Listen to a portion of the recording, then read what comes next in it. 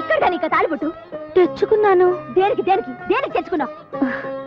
తాళి కట్టించుకుంటే ఇల్లాలవుతాను, ఇల్లాలైతే తల్లవచ్చుగా.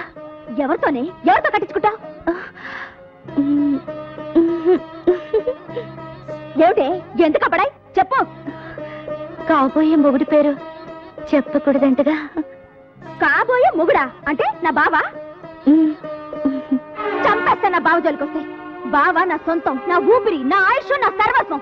రవి నా కోసమే పుట్టాడు, నేను రవి కోసమే పుట్టాను. మధ్యలో వచ్చిన దానివి నీకెలా దక్కుతాడనుకున్నావే? వెళ్ళు, వెళ్ళిపో. గంగా ప్లీజ్ గంగా, నన్ను వెళ్ళగొట్టొద్దు. నాకిక్కడే ఉండాలని ఉంది. మీ అందరితోనూ ఉంటాను. వీల్లేదు, నీ చూపు ఇంకా బావ మీద పడ్డానికి వీల్లేదు. వెళ్ళిపో.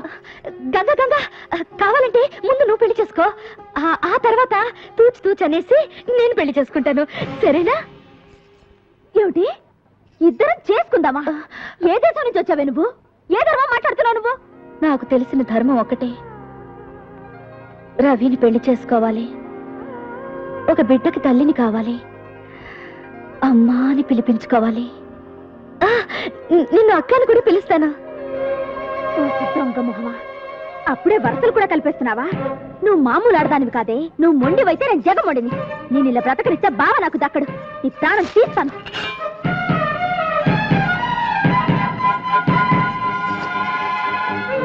దాన్ని సముద్ర పొడ్డునున్న పోచమ్మ తెల్ల దగ్గరికి తీసుకురా, దాని పీడ నేను వదిలిస్తా.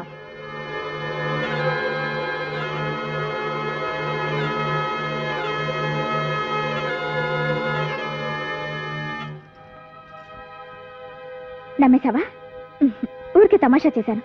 బావ నీకు కావాలి, నాకు కావాలి. ఆ పోచమ్మ తల్లే మన తగు తీర్చాలి.